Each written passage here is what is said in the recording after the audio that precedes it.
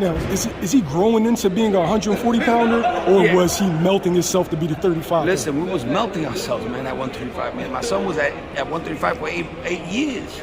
Now, name me one fighter that has done that. Nobody, man. You know, he's not God. He's not Superman. You know, so we have to make sure.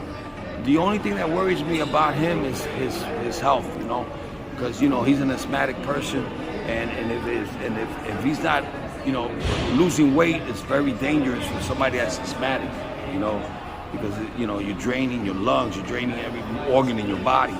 So we have to be careful with that. But everything else is fine, you know. You know, as long as he's good, health-wise, nobody can beat him.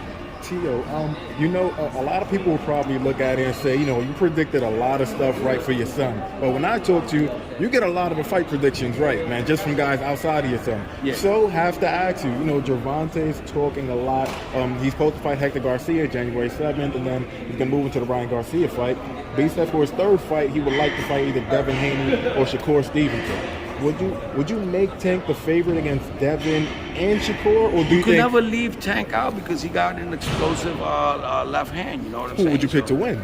No, yeah, but I mean anybody could win that fight. But you know, Shakur is a better fighter than Devin is because Devin plays it too safe. Shakur's plays it safe, but he tends to go in there a little bit more and tends to Mix it up a bit? Yeah, mix it up a little bit and take more chances. That's what I meant. You know, but I still got to say that it's a 50-50 fight. I can't predict that fight. You know what I'm saying? I know that Tank is not a better boxer than Shakur is. So,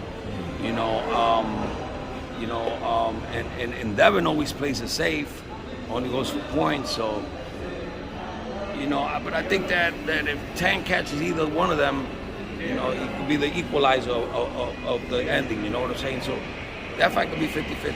I got it 50-50 both ends. You know, and if they do win, they will only beat Tank by points. You know, so it'll be by decision. Granted, your son against Devin, that's a huge fight. But does the part of you kind of look at it and say, yeah, it's a big fight, but in your words, you're just like, Haney kind of plays it safe. You would rather kind of fight like maybe a Shakur who mixes it up more. It doesn't matter because no matter if you play it safe, we're going to get you.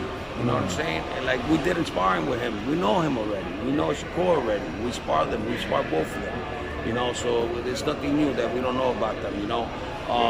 They got better, we got better, you know. So my son got stronger, and we don't have to worry about, you know, the punching power. My son carries the punching power. So in the Campo fight, you know, even though he was fighting with those gloves, I don't want to say the names, you know, of the gloves, but those gloves were not really good, some good gloves.